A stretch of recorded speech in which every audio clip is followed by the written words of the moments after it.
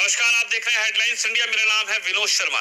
तमिलनाडु के सीएम के बेटे ने एक ऐसा बयान दिया है जिस बयान को लेकर अब पूरे देश में कह सकते हैं कि हलचल है।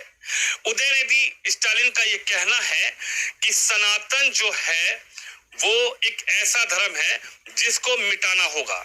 यानी कि सनातन धर्म जो है उसकी तुलना जो की गई है वो डेंगू, मलेरिया जैसे बुखार और कोरोना जैसी बीमारियों से करते हुए उन्होंने ये कहा कि सनातन को कम ही नहीं करना बल्कि सनातन को जड़ से खत्म करना पड़ेगा। इसी पर बातचीत करने के लिए मेरे साथ मुस्लिम स्कॉलर वजाहत गुज्जर साहब हैं, मुफ्ती साहब, इनसे बातचीत करेंगे। सर, हालांकि ये सवाल आपसे करना मैं इसलिए लाजमी समझा, आपके पास इसलिए आया क्योंकि जो क्वेश्चन उन्होंने उठाया है, जो उन्होंने बयान दिया है, उस बयान को लेकर आप क्या सोचते हैं? क्योंकि आप हालांकि मुस्लिम स्कॉलर हैं, लेकिन आपकी जो पहचान है, आपकी उठबैठ है, आपकी जो बातचीत है, वो तमाम सनातन के मानने वालों के बीच भी है। क्या कहेंगे सर, किस तरीके का बयान है ये? अब ये तो मैं कहूंगा कि सस्ती शोहरत वाली बात है। सनातन जो है वो दुनिया का हजारों लाखों साल पुरानी परंपरा है।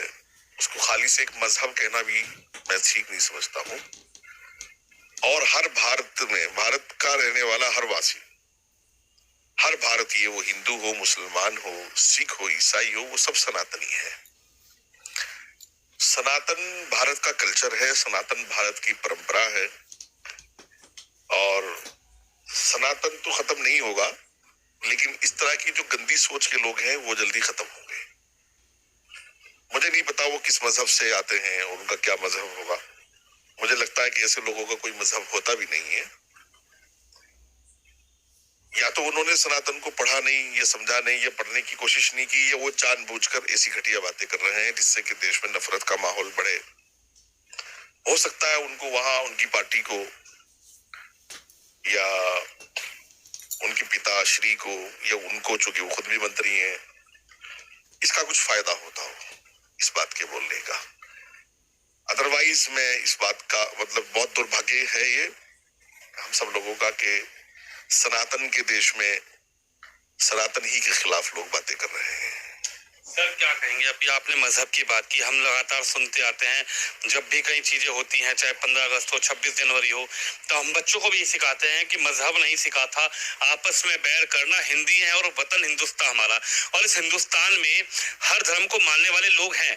लेकिन अगर बात की जाए सनातन को मानने वाले, तो बहुतायत सनातन को मानने वाले लोग यहाँ पर हैं। ज्यादातर संख्या है तो वो सनातन को मानने वाली है। लेकिन अगर इसी बीच, क्योंकि 2024 का चुनाव भी है, एक तरफ 28 पार्टियों का गठबंधन चल रहा था, वहीं दूसरी तरफ एक सीएम के बेटे का इस तरीके का बयान, जबकि ये चुनावी समर है, चुनावी साल है, इस पर क्या दर्शाता है सर? देखिए, जितनी भी पार्टियों का ये ठगबंधन हो रहा है, गठबंधन है सर? नहीं, ठगबंधन, ये ठग है, ये पब्लिक को इन्होंने ठगा है सबको। और मैं आपको, चलिए टॉपिक नहीं है आपका, लेकिन फिर भी कह देता हूं एक बात जी। ये बहुत जल्दी से, ये बहुत कच्चे धागे में पिरोया हुआ एक खोटा मोती है ये ठगबंधन। बहुत जल्दी से एक एक टूट के गिर जाएगा, क्योंकि सबके अपने स्वार्थ हैं। और जबकि मोदी जैसा नेता जिसका कोई तोड़, अब तो दुनिया में मैं समझता हूं कि दुनिया का बहुत बड़ा नेता है इस वक्त हमारा जो प्रधानमंत्री है, और वो भारतीय का, जो भारत के लोग हैं उनको सम्मान मिला है और गर्व से वो लोग कहते हैं कि हमारे जो नेता है वो प्रधानमंत्री मोदी जी, वो इंटरनेशनल नेता है। तो एक तरफ तो वो है और एक तरफ ये लोग हैं। कुछ नहीं होने वाला, ये बात तो छोड़ दो आप। बहरहाल बात सनातन की हो रही है। देखिए, मैं सनातन, इस देश में 130 करोड़ की आबादी तकरीबन है, 100 करोड़ से ज्यादा लोग सनातन के मानने वाले हैं। मैं सनातन के बड़े लोगों में आता जाता हूँ, उठता बैठता हूँ। सनातन सुकून, इत्मीनान, मोहब्बत, भाईचारा।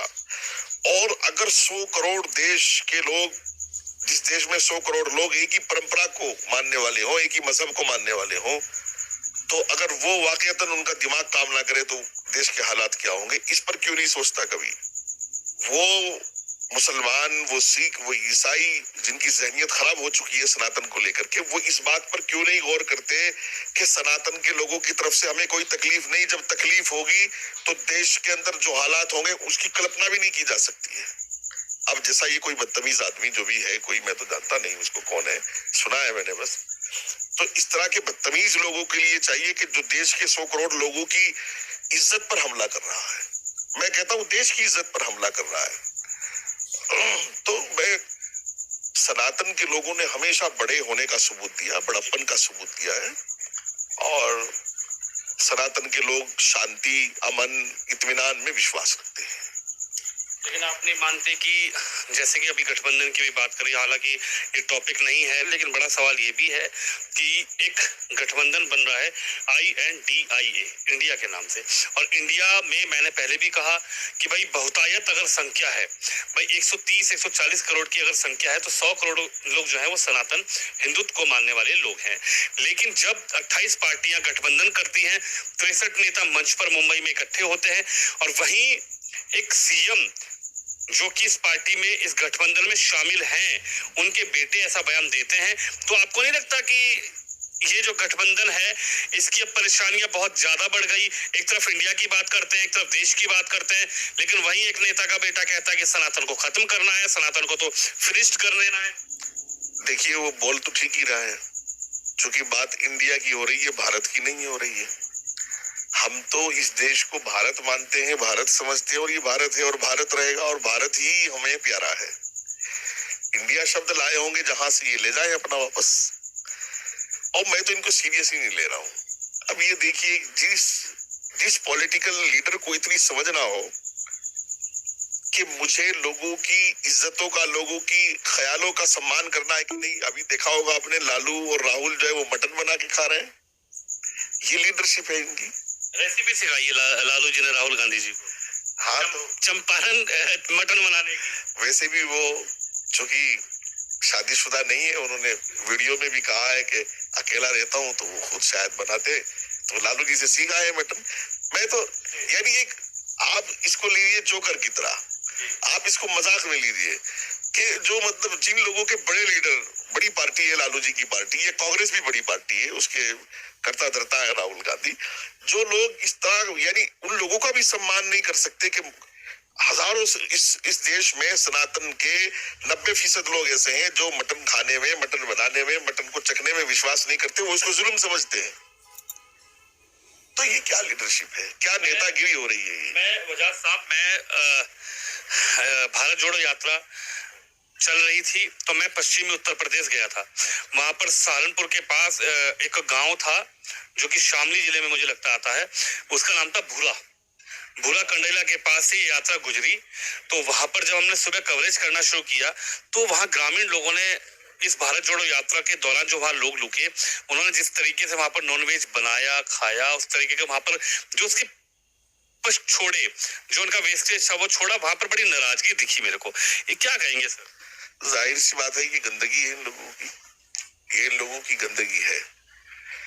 और भारत जोड़ो यात्रा नहीं थी वो कांग्रेस और कांग्रेस की लीडरशिप अपना वकार, जो उनका खोया हुआ इज्जत है, उसको तलाश कर रहे थे। इन्होंने कश्मीर से कन्याकुमारी तक कोशिश की उसको तलाश करने की, मिला नहीं इनको। फिर इन्होंने ये पूरा सब, जितने चोर मौसेरे भाई सब इकट्ठे हो गए, और मुकाबला मैंने कल अपनी फेसबुक पर एक पाकिस्तानी नौजवान की वीडियो शेयर की है, उसको सबको देखना चाहिए। उसने अपील की है भारतीयों से कि मोदी जी को वो एक मौका और दे दें, वरना भारत पीछे जाएगा।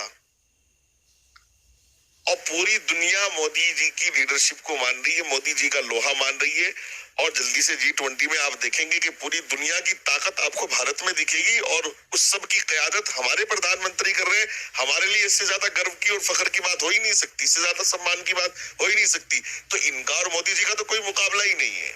मोदी जी के सामने टिकेंगे नहीं एक दिन भी। नहीं, सनातन को जब खत्म कर देंगे तो टिक जाएंगे ना। उनका कहना है कि सनातन को बिल्कुल खत्म कर देना चाहिए।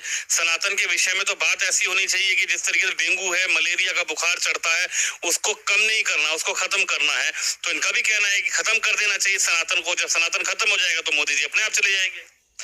जो भी भारतीय है, जिसके बाप दादा भारतीय हैं, जिसका डीएनए भारतीय, वो हिंदू हो, मुसलमान हो, सिख हो, ईसाई हो, मैं बार बार कह रहा हूं, मैं भाड़ में वो दफा हो, लेकिन जो भारतीय हैं वो जिस भी मजहब के हैं वो सब सनातनी हैं, सनातन की परंपरा में जीवित हैं और जीते रहेंगे और सनातन का सम्मान करेंगे। सनातन न कभी खत्म हो सकता, ना उसको खत्म किया जा सकता, क्योंकि ये लाखों साल से चल रहा है और इससे न जाने कैसे छोटे मोटे ये आए हैं लोग और चले गए हैं सनातन के खिलाफ बोलकर। मुझे पता नहीं इसका क्या फायदा क्या नुकसान उनको होगा, लेकिन मैं इतना जरूर कहूंगा कि भारत सरकार को, केंद्रीय गृह मंत्री को उनके खिलाफ अच्छी ठीक ठाक कोई कार्रवाई करनी चाहिए, ताकि देश में इस तरह की नफरत भरी बात कोई ना कर सके। सनातन के 100 करोड़ लोगों का अपमान कोई ना कर सके। सनातन के लोग शराफत में, सनातन के लोग भले में जी रहे हैं, इसलिए हर उठाया गिरा आदमी कोशिश करता है कि सनातन पर हमला करके वो अपने आप को दिखा दे कि मैं कुछ ठीक ठाक आदमी हूँ, सस्ती शोहरत पाने की कोशिश करता है। ऐसा क्यों होता है सर? क्योंकि इससे पहले जो स्वामी प्रसाद मौर्य हैं, जब वो भाजपा में थे तब उनको न रामचरितमानस में कुछ दिक्कतें नजर आई, न हनुमान चालीसा में कुछ दिक्कतें नजर आई, न भगवत गीता में कुछ दिक्कतें नजर आई। लेकिन जैसे ही वो समाजवादी पार्टी का दामन पकड़ते हैं और साइकिल पर सवार हो जाते हैं, उसके बाद वो मंचों से कहते हैं कि रामचरितमानस को ये कर देना चाहिए, रामचरितमानस को वो कर देना चाहिए। आखिर ये सोच है क्या? एक कह रहे हैं कि सनातन को खत्म कर दो, एक कह रहे हैं रामचरितमानस को ये कर दो। ये सोच क्या कहलवाली है और क्या ये इस तरीके की सोच को रखकर 2024 की गद्दी पर सीधी नजर है? ये सब स्वार्थ के लिए आदमी करता है। रामचरितमानस, गीता, तमाम धार्मिक किताबें जो भी हैं, ज्ञान की किताबें हजारों साल से वही हैं, बस आपको ये चश्मा बदलना है। अब ये चश्मा आप बदल करके आप उनको अपने हिसाब से देख लीजिएगा। आप ये महसूस करिएगा कि इस देश में दो तरह की लड़ाई है। अब कांग्रेस, मोदी, बीजेपी की लड़ाई नहीं है, अब धर्म और अधर्मियों की लड़ाई है। एक तरफ धर्म खड़ा है जिसको हमें निभाना है, सबको, हर भारतीय को निभाना है, और एक तरफ ये अधर्मी लोग हैं जो भारत को नुकसान पहुंचाना चाहते हैं, यहाँ की परंपरा को, यहाँ के लोगों को, यहाँ के इतिहास को, यहाँ के मजहबों को, यहाँ के प्यार को, भाईचारे को हर तरीके से खत्म करना चाहते हैं। तो अब ये बात जो है वो धर्मों में नहीं रह गई है, ये खाली हिंदू मुसलमान में नहीं रह गई है। अगर टोटली इसको ऊपर से नीचे तक बांटेंगे, पूरे इतिहास पर नजर डालेंगे, तो धर्म और अधर्म की लड़ाई है। धर्म देश के लिए मोदी जी निभा रहे हैं और उनकी पूरी क़यादत निभा रही है, और ये अधर्मियों का एक टोला है जिनको जब स्वार्थ पर टिकती है बात, वो रामचरितमानस और सब पर वो उंगली उठा सकते हैं। और उनके कुछ एक दो साथी और थे जो अब कान पकड़ के फिर वापस हो गए हैं, उन पर भी नजर रखिएगा।